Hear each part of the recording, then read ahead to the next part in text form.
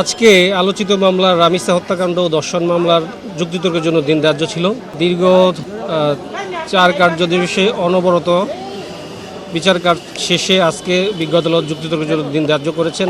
রাষ্ট্রপক্ষ এবং state defence lawyer হিসেবে আসামি পক্ষে আমি যুক্তিতর্ক উপস্থাপন করেছি। আগামী 7 তারিখ 7/6/2026 তারিখ এই মামলা বিজ্ঞ আদালত রায়ের জন্য দিন ধার্য করেছেন। আশা করি বিজ্ঞ আদালত আগামী 7/6/2026 তারিখ রায় প্রচার করবেন। ন্যায় বিচার চেয়েছেন কিনা, ন্যায় বিচার চেয়েছিলেন কিনা আসামিদের জন্য?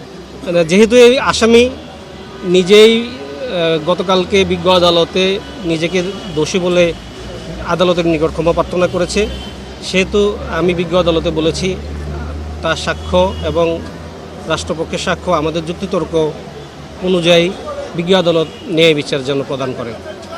থ্যাংক ইউ ভাই, একটা জিনিস আপনি তো 201 ধারায় যেটি চাইলেন, 201 ধারায় মানে সোহেলের জন্য যাবজ্জীবন, তার স্ত্রীর জন্য 201 ধারায় আসলে কি বলেছেন কিনা, এই বিষয়টা কি বলতে চান? হ্যাঁ, আমি যেহেতু আসামি দোষ স্বীকার করছে এবং গতকালকেও বিজ্ঞ আদালতে সে বলেছে সে দোষী, সে মাপ চায়, তার মানে সে অপরাধী।